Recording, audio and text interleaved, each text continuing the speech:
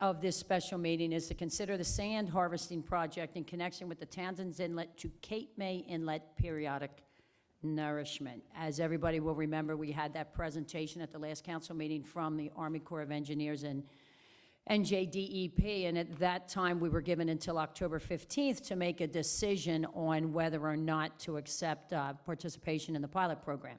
Then we received notification via email that they wanted a decision from the borough by tomorrow, October 11th. So this meeting was subsequently scheduled. Now we'll just open up the meeting to council members for discussion on the resolution in front of you. Any questions you might have on the issue, questions, comments, feel free. I'm okay. I think it's a good resolution. Well, by way of clarification, the Natural Resources Committee did meet on Tuesday morning and discuss this. However, some council members aren't up to speed on what was said at that meeting, so if you could bring Charles and myself up to speed on what was said at that meeting, I would appreciate it. We brought up the subject of the pros and the cons. We brought up the subject of the time of the year, and I think that was the one thing that we all, even Grant, agreed on, that the time of the year does not sort of, it's not a good time, we believe, because of the storms that we do get in the fall, and our beach is very important to be ready for next spring. We talked about the concept of how to keep the crossovers a little more clear, and I think that there's a thought process that we all chatted about. And quite honestly, everybody sort of said what they thought.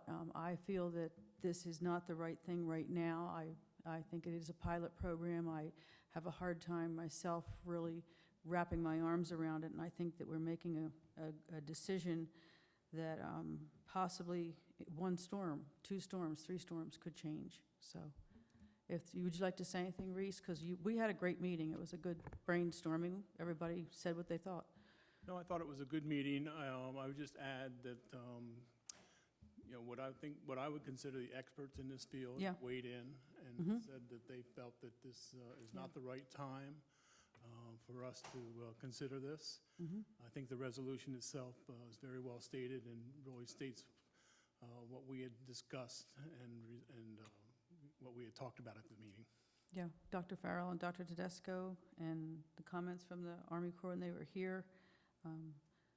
Ray, I know you sat No, I there think penitently. Yeah, I'm truly torn.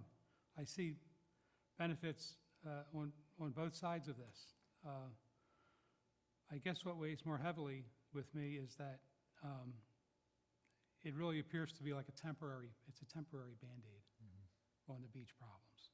And I don't know if that temporary, now, the crossovers are a whole nother issue. I mean, Public Works has to battle these crossovers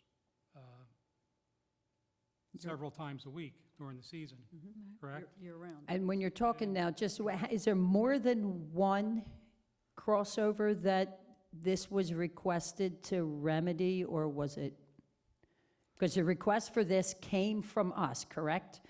It was a discussion from Public Works with the Army Corps, and collaboratively, they came up with this as a possible solution, yes. The areas that they were going to do encompassed some of the crossovers, but not all of our crossovers. So, so there was more than one. Correct. Okay. Yes. Well, this would address, if we go with all the options, it would address, what, 22 crossovers, something like that. Yeah. And we have 40, So about half. about half. About half, yeah. I think we have to, if we decide not to do this, we need to recognize Grant's issues with this and try to help him some way, whether it's people or a piece of equipment or something that would make it easier for him to keep these things cleaned out. And then you have if we have the bad storm and we do an emergency replenishment, then all this is really for naught, So, I don't know. They're my thoughts. Could you, Rocky, could you explain what it is with the crossovers? So we're just aware, what is what happens that this was to remedy? What happens is that, basically, if you look at it as a trench, so you have the dunes and then you have the trench, and that's what the crossovers are. Okay, And it's not so much the handicap ones, because we run away, we're thinking about the ones that are wooden and any other type of material that we use to get people on the beach, but the ones that are clay and just sand, and they are in between two mountains. And as the wind blows, whatever direction, the sand just comes and lays there and tries to fill that trench. So we constantly getting phone calls and ourselves going out there to pull that sand out of there. And it's just a constant, never-ending cycle. So that's what the problem is. So in the meeting, we talked about different solutions and, you know, whether to raise this or lower that a little bit and then move it out further, but, yeah. so the dunes on either side, the wind blows, it fills in the crossover. So we're constantly going in and digging them back out. So you lower the dunes, the sand, wouldn't the sand just continue to fill in, though? But what happens is that, I'm sorry to interrupt, but what happens is that as that sand blows in there, it's very soft. Okay, So now when our elderly people and people with carriages and so on are trying to thread through there, it's difficult. So then they're calling, and then you can't get the wheelchairs through there and some other okay. ones. So it's a problem. It's not just let it just build up and the problem is solved. So then, even if we were to do this and you lower the dunes, isn't sand still going to blow in? Because you're still going to have that valley, so it's still going to blow in? For my understanding is that as we go back to what is supposed to be there and remove that excess, then it'll blow straight through. Because we're going back to the It's the next. disparity in the. Okay, and where the height is? Yeah, if you start shrinking it down. Right. You start to lose the amount of sand that actually gets captured inside. So you either raise the height of the crosswalk or lower the height of the dune? Correct. So if we were to be doing a regular beach nourishment, Army Corps would be filling in the crosswalks as part of that, correct? That would be part of the beach nourishment project. They handle the crossovers? To a certain point, yeah, they don't fully build them up Right, to the area that would solve the problem, but they do make it a little bit better okay. with their project. Because the illustration that Grant showed me, which is more like hand drawing, it kind of allows you to understand better what's happening out there. Because at first I thought that they were just gonna take their dune and just go, boom, and then bring it completely down. And the way it sounds to me, they're leaving what is supposed to be there alone, and they're gonna come to the front of it with this big amount of, which is creating almost like a wall, and then just taking it and scraping it and moving it out further. So it's changing our high water mark. So now, for example, right now, high tide mark, it might be here. As we raise the plane, now it's gonna be here. Okay, And that's kind of one point that they're trying to make, as they're trying to make a point of the height protecting us on the dune itself. This other side is trying to make a point that because we are raising the beach or the area that you lay on, that's also protecting us because it's taking more to get to here. got it. Okay, You know, another thing that was said at the meeting that I wasn't aware of is that it currently takes, I believe it was 3 times a week, and up to 5 associates at the Public Works Department to keep the crossovers clear.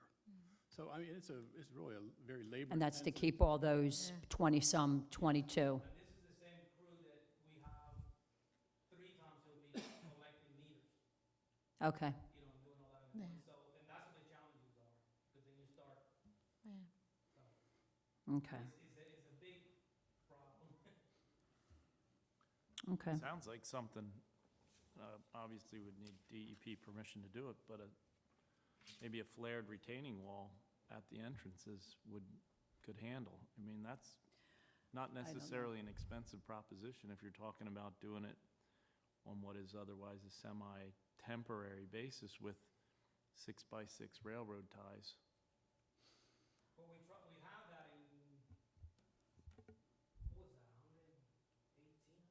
I mean, not necessarily the prettiest thing because it's a wall, but at the end of the day, if it's built to the height that we're, One of the involved with crossovers there. has something similar to that, because I know, I have did s- that, they went Yeah. and we still have a problem, because now it looks like you're walking through almost through a tunnel. Right. almost. Right. And it So would have to it's- go higher We're as Right. high as where we are, which I believe is elevation 14. And like they discussed before, the only reason why we can't come up with a permanent remedy is because the dunes is always changing. You know, you got the winds are blowing or whatever, and then that dune is growing, and just like it happens out here on the channel, so. There's a lot of challenges that, you know, and even more than half I wasn't aware of because Grant have had meetings with them, you know, on his own, so. And then, you know, Josie and Lenore were talking about in the meeting, you know, there is this side of the equation and there's this side, so it's, I guess, trying to meet in the middle. Is there equipment that can help? You know, Not really, because, I Right. mean, we Not do to- have it as far as the backhoes and the skid steers and all that other stuff, but it just still, you gotta go there, you know, do it by hand, and Right. if you have any matting, you have to remove the matting, get everything clear, lay it back down, so it's an always evolving issue. leaf blower's not gonna handle it, huh? No. Right. Yeah, I know, that would be nice. You mostly work on this, Rocky, in the summer, is that right? Or is this year-round you're doing? It's year-round, really. It's year-round, because even now when the storm More comes, we people still on the be out there doing it, just not as often. Yeah, they need to do it more in the summer, Right. obviously, because people are literally Right. going to the beach every day. You're bringing it back to that hard, compact Exactly. clay so that people can. Exactly, because the Traverse minute that gets, you know, soft, Yeah, you're people sinking call, in. they're complaining, Yeah. can't get to the beach, can you send somebody? And usually we just send people there, so. We've had some complaints, people calling us saying there's too much sand Sand, yeah. on 119th Street. What are you gonna do about it? And I know what you mean. It's- Yeah. It's too soft. So in the committee, we basically asked the engineer to meet with Public Works and DEP and Army Corps to come up with other possible solutions or long-term temporary solutions to address the issue. If, if we do a normal beach restoration, the Corps, right?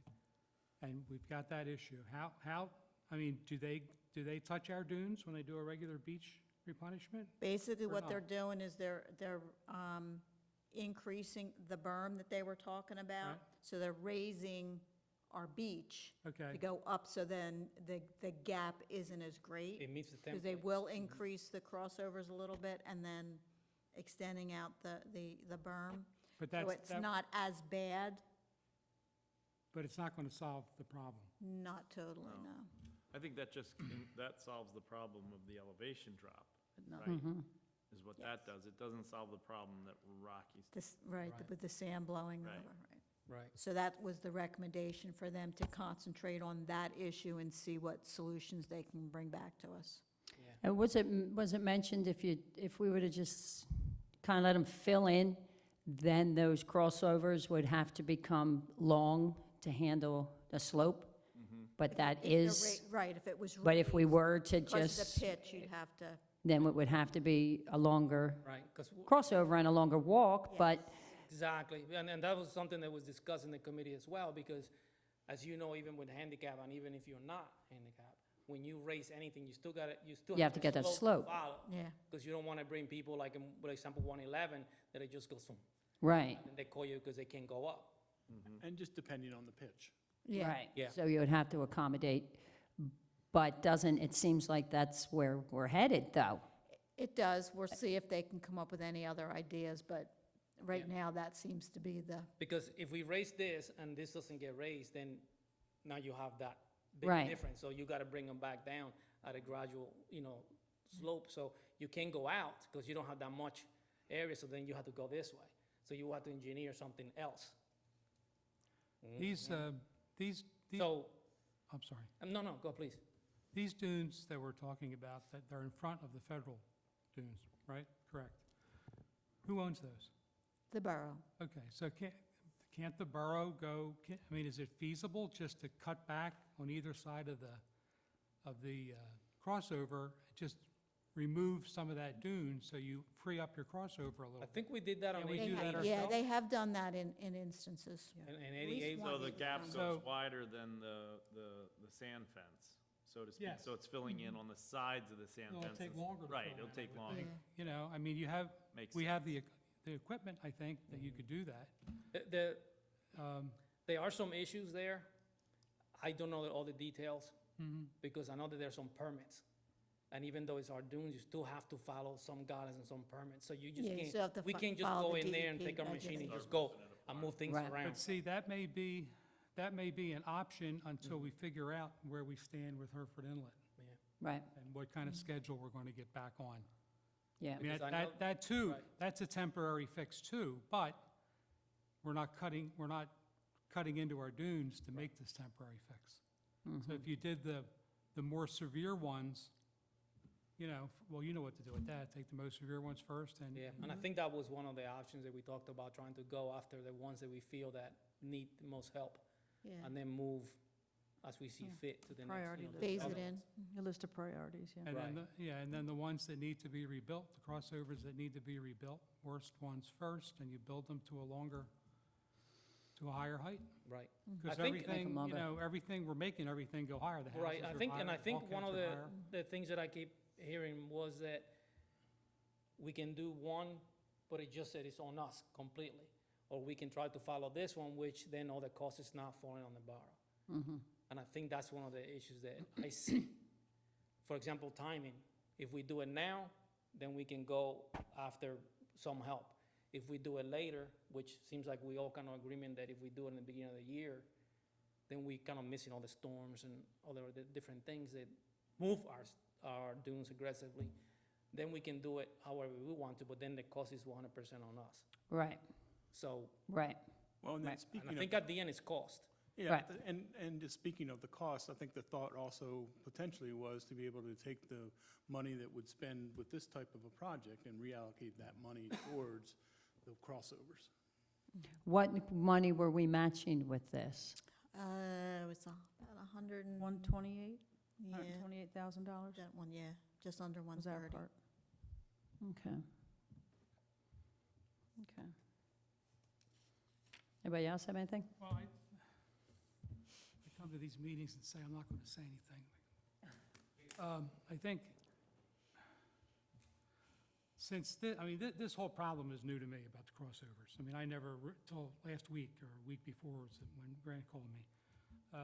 And I think maybe the prudent thing to do is to let them work on it with the engineer and see what kind of solutions we can come up with, forego this for now, and see how we can work it out. And